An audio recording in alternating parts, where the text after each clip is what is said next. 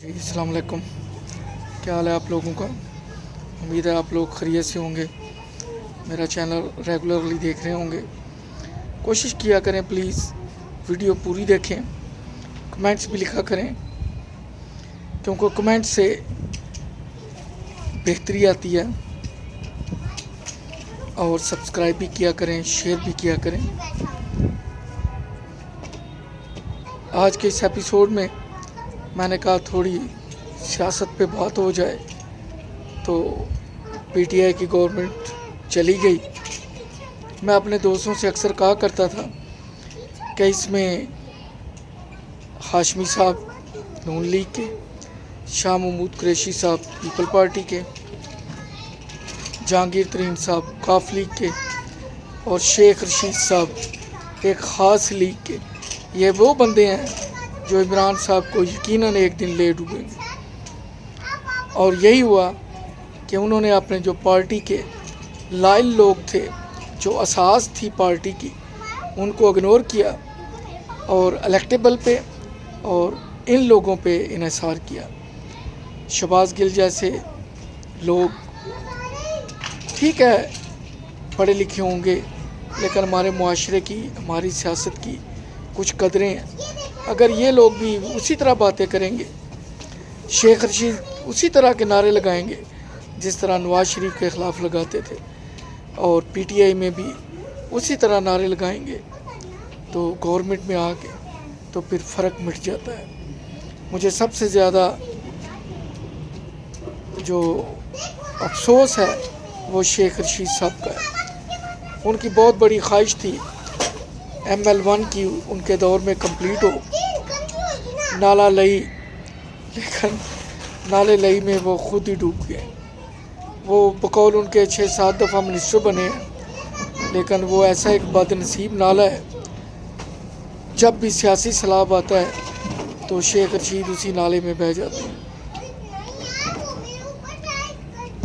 अफसोस की बात यह है कि इमरान साहब ने यू टर्न लेके खुद अपने पाँव पे कुल्हाड़ी मार ली। लोगों की एक नई उम्मीद थी, नया पाकिस्तान था 2018 के इलेक्शन के बाद। अब हर कोई यही कहने को मजबूर है कि हमें अपना पुराना पाकिस्तान लुटा दें। मुझे याद है भट्टो साहब के दौर में जब PNA की तहरीक चली थी तो जुमे की छुट्टी अनाउंस हो गई, शराब पे पाबंदी लग गई। इसी तरह इमरान साहब को जब पता चला कि उनकी गवर्नमेंट जाने वाली है तो रियासत मदीना, नई अल मुल्कर और पता नहीं क्या क्या याद आना शुरू हो गया। वैसे भी मैंने अपने एक ब्लॉग में कहा था कि हुक्मरान पहले तो 3-3.5 साल उन लोगों की खिदमत करते हैं जिनकी वजह से वो कामयाब होते हैं। हाँ, वो इलेक्टेबल हों, गवर्नमेंट में हों, जहाँ कहीं भी हो। 3 साल बाद उन्हें अवाम की याद आती है कि अब इनको कैसे राज़ी करें, क्योंकि इनसे वोट लेने जाना है। और जब वो उनको राज़ी करने लगते हैं तो वो अदारों को और इलेक्टेबल्स को नाराज़ कर बैठते हैं, और यही वजह बनती है कि उनकी कुर्सी जाती रहती है। वैसे भी जब 3-3.5 साल का अरसा होता है तो हर MPA MNA एक तो सेनेट के इलेक्शन पे अपनी कीमत लगवाता है, जो उसने लगाया होता है 5-6 करोड़ वो वसूल करता है। फिर 3-3.5 साल के बाद वो किसी ना किसी तरह, क्योंकि आज तक पाकिस्तान के किसी वज़ीर आज़म ने अपने 5 साल पूरे नहीं किए, तो ये लोग बड़े गाक सियासतदान हैं। ये जाल ऐसा बुनते हैं कि वज़ीर आज़म के ख़िलाफ़ इकट्ठे हो के प्लानिंग करते हैं, फिर अपनी कीमत लगवाते हैं, पैसे वसूल करते हैं। करते वही हैं जो उनका दिल करता है। उन्हें पता होता है कि अगले इलेक्शन के लिए हमें पैसे चाहिए। इमरान साहब रियासत मदीना का नारा लगाते थे, लेकिन उन्हें याद होना चाहिए कि एक रफ़ीक तालड़ थे हमारे सदर, जिनकी दाढ़ी थी, मगर ना आज तक हमने नहीं देखा कि हमारा कोई सदर या वज़ीर आज़म दाढ़ी वाला आया हो। दाढ़ी शरीफ वाला तो वज़ीर आज़म आज तक कोई आया ही नहीं है, और मेरा नहीं ख्याल कि आएगा। और ना ही कोई chief of the army staff जो जनरल के बड़े ओहदे पे फाइज हो, वो दाढ़ी शरीफ वाला आया है। एक और बात बड़ी काबिल गौर है कि आज तक जितने मार्शल लगे हैं وہ غیر پنجابی جرنیلوں نے لگائے ہیں، کسی پنجابی جرنیل نے آج تک ماشاء اللہ نہیں لگایا۔ رحیل صاحب کے پاس موقع تھا، کیانی صاحب کے پاس موقع تھا، اور ابھی باجوہ صاحب کے پاس بھی سنہری موقع تھا، لیکن کسی جرنیل نے، غیر پنجابی نے معذرت کے ساتھ ماشاء اللہ کا قدم نہیں اٹھایا۔ تو بات ہو رہی تھی عمران صاحب کی، تو ریاست مدینہ کی بات کرتے، اگر وہ داڑھی شریف رکھتے، سر پہ ٹوپی رکھتے، ہاتھ میں تسبیح ہوتی تھی چھوٹی سی، اور وہ بھی میرا خیال ہے خاتون اول کے کہنے پہ، سارے کام جادو ٹونے، تویزوں، استخاروں اور عاملوں سے نہیں ہوتے، کچھ کام ان سے ہٹ کے بھی کرنے پڑتے ہیں۔ سب سے بڑا ہاتھ تو اس پاکستان کے عوام کے ساتھ ہوا ہے، جن کی وہ امید بنے تھے کہ تبدیلی آئی ہے اور دو پارٹیوں کی سیاست سے جان چھوٹی ہے۔ انہیں سبق سیکھنا چاہیے تھا ہماری آرمی سے، ہمارے دفاعی اداروں سے، کہ انہوں نے کس طرح پس پردہ رہ کے ضیاء الحق صاحب نے ایٹمی پروگرام کو پروان چلایا، پھر ناکو چنے روس کو چبوائے افغانستان میں، اور پھر موجودہ ابھی گئے مہینوں کی بات ہے کہ امریکہ وائنڈ اپ کر کے وہاں سے نکلا ہے۔ ایک بات اور بھی ذہن نشین رکھنی چاہیے تھی عمران صاحب کو، کہ وہ جو بھی کرتے پردے کے پیچھے رہ کے سفارتکاری کے ذریعے کرتے، فرنٹ پہ آنے کی ضرورت نہیں تھی۔ بھٹو صاحب فرنٹ پہ آئے، 1974 میں انہوں نے اسلامی سربراہی کانفرنس بلائی تھی، جس میں شاہ فیصل تھے، صدام تھے، قذافی تھے، حافظ الاسد، انور سادات، خود بھٹو صاحب تھے، بڑے بڑے نام تھے مڈل ایسٹ کے لیڈروں کے۔ مجھے آپ میں سے کوئی ایک کمنٹس میں لکھ کے بتائے کوئی اپنی موت مرا؟ نہیں، سب کو چن چن کے مار دیا گیا۔ کئی ایک کو تو اپنے سفیروں کے ہمراہ پلین میں 1 2 3 کر دیا گیا۔ مملکت کے لیے قربانیاں لوگ دیتے ہیں۔ دوسری طرف آئیں، عمران صاحب، آپ کو کسی نے یہ تو مشورہ دے دیا کہ اگر فرانچ امبیسڈر کو نکالا تو توہین رسالت پہ، تو یورپین یونین سے تعلقات بگڑ جائیں گے، ہماری تجارت متاثر ہوگی، امداد متاثر ہوگی، فیٹ ایف کی پابندیاں شاید نہ اٹھیں، IMF سے امداد نہ ملے۔ لیکن یہ آپ نے کیسے سوچ لیا کہ وہ اتنا نازک مسئلہ تھا، آپ نے تعلقات نہیں توڑے؟ تو یہ ایک عام مسئلہ تھا کہ امریکہ نے مداخلت کی ہے، آپ اس کو سیاسی طریقے سے بیٹھ کے حل کرتے، پردے کے پیچھے رہ کے۔ آپ نے فرنٹ پہ آ کے اپنا بھی نقصان کیا، اپنے اتحادیوں کا بھی اور ملک کا بھی۔ ہمارے عوام تھوڑے جذباتی ہیں، جو خاص کر انڈیا کے خلاف اور امریکہ کے خلاف جب بھی کوئی سلوگن ایسا ملتا ہے تو ان کو دلی راحت ملتی ہے۔ لیکن آپ ذرا اس کو بڑے کینوس میں دیکھیں تو آپ کو پتہ چلے گا کہ اس میں ریاست کا کتنا نقصان ہوا ہے، اداروں کا کتنا نقصان ہوا ہے۔ یہ آئندہ بھی ہمارے جو آنے والے حکمران ہیں وہ بھی سبق سیکھے ہمارے دفاعی اداروں سے کہ وہ کس طرح معاملے کو حل کرتے ہیں، اگلے کو پتہ بھی نہیں چلتا اور منزل بھی پا لیتے ہیں۔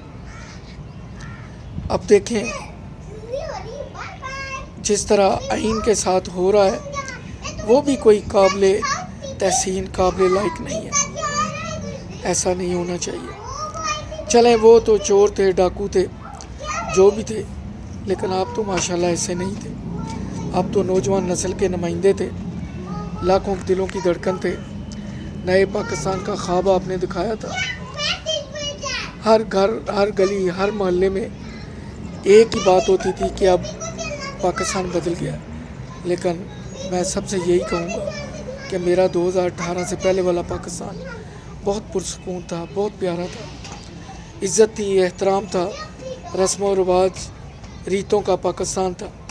لیکن 2018 کے بعد شرم، جھجک، ہر چیز مفقود ہو گئی ہے۔ وہ پاکستان نہیں رہا، واقعی پاکستان بدل دیا ہے، کیونکہ جب قدریں ختم ہو جائیں تو معاشرے میں ادب و آداب، لحاظ، یہ چیزیں بھی ساتھ ہی ختم ہو جاتی ہیں۔ اللہ تعالیٰ ہمیں اپنی حفظ و مان میں رکھے۔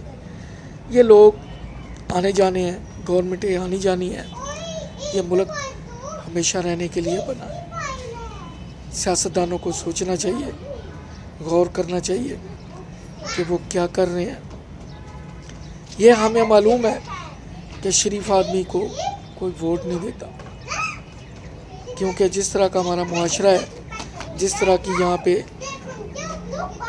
لوگوں کے ساتھ سلوک ہوتا ہے، ہر کوئی چاہتا ہے کہ میں اس کو ووٹ دوں جو اس کو جرم کرنے پہ بھی تھانے جا کے چھڑا لائے۔ شریف آدمی کچہری تھانے جاتے ڈرتا ہے، اس لیے لوگ ان لوگوں کو ووٹ دیتے ہیں کہ یہ ہمارے جو نہ ہونے والے کام ہیں وہ بھی کروا دیں۔ مذہبی جماعتوں کے بڑے بڑے جلسے ہوتے ہیں، لیکن ان کے باکس میں سے ووٹ چند سو سے زیادہ نہیں نکلتے، حالانکہ لوگوں کو دلی لگاؤ ہے مذہبی جماعتوں سے۔ لوگ اس رمضان میں مسجدوں میں روزے کھلا رہے ہیں، دسترخوان لگوائے ہیں، کروڑوں روپے خرچ کر رہے ہیں۔ کیا وجہ ہے کہ لوگ گورنمنٹ کو ٹیکس نہیں دیتے؟ وہ اللہ کو راضی کر رہے ہیں، اللہ ان سے راضی ہوتا ہے، وہ لوگوں کی خدمت کرتے ہیں اور انہیں پتہ ہے کہ ہمارا پیسہ صحیح جگہ پہ خرچ ہو رہا ہے۔ لیکن جب لوگوں کو یہ پتہ چلتا ہے کہ ان کے ٹیکس کے پیسے سے پرائم منسٹر ہیلی کاپٹر پہ روزانہ 8 لاکھ خرچہ کرتا ہے، مری میں سری پائے جاتے ہیں ہیلی کاپٹر میں، تو لوگ متنفر ہوتے ہیں، لوگ پھر ٹیکس دینے سے کتراتے ہیں۔ حکمرانوں کو چاہیے اپنے اخراجات کم کریں، عوام کے بجلی کے بلوں میں جو اضافی ڈاکہ ڈالا جاتا ہے اس سے پرہیز کریں۔ اب پتہ چلتا ہے کہ اگر 1 ارب کا گھپلہ ہے تو جو اس کو ٹریس کرنے والے ہیں، اس کے پیچھے جانے والے ہیں، ایجنسیوں کو ہائر کرنے والے ہیں، بیرون ملک اداروں کو ہائر کرنے والے ہیں، پتہ چلا 1 ارب ریکوری کے لیے نکلے تھے، 50 کروڑ اوپر لگ گیا، لیکن ریکوری 1 پیسے کی نہیں ہوئی۔ ہم تو یہی دیکھ رہے ہیں 3.5 سال میں کسی بڑے سے کچھ نہیں نکلا۔ دوسرے ممالک انویسٹر کو کہتے ہیں آئیں، ہم آپ کو ویزا دیتے ہیں، آپ کو نیشنلٹی دیتے ہیں۔ ہمارے ملک میں اگر بھولے سے پیسہ آ ہی جاتا ہے، ہاں وہ کسی کے اکاؤنٹ میں بھی ہے، تو ویلکم کرنا چاہیے۔ آپ کے ملک میں زر مبادلہ آیا ہے، جس ملک سے آیا ہے، جب اس ملک کو کوئی پرابلم نہیں ہے تو ہمیں پرابلم کیوں ہے؟ باقی رہا کہ لانڈرنگ ہوئی ہے، یہاں سے پیسہ گیا ہے، تو ادارے بیٹھے ہیں، عدالتیں موجود ہیں، ایئرپورٹ سیکیورٹی موجود ہے، سب سے پہلے ان سے پوچھ گچھ کریں، بعد میں سیاستدانوں سے کریں۔ شاید میری کو بات تلخ ہو، کڑوی ہو، معذرت چاہوں گا، آپ کا ٹائم لینے کا بھی آپ نے مجھے غور سے سنا، شکریہ آپ کا۔ انشاءاللہ اگلے ایپیسوڈ میں پھر ملاقات ہوگی، دعا میں یاد رکھیے گا۔ اللہ حافظ۔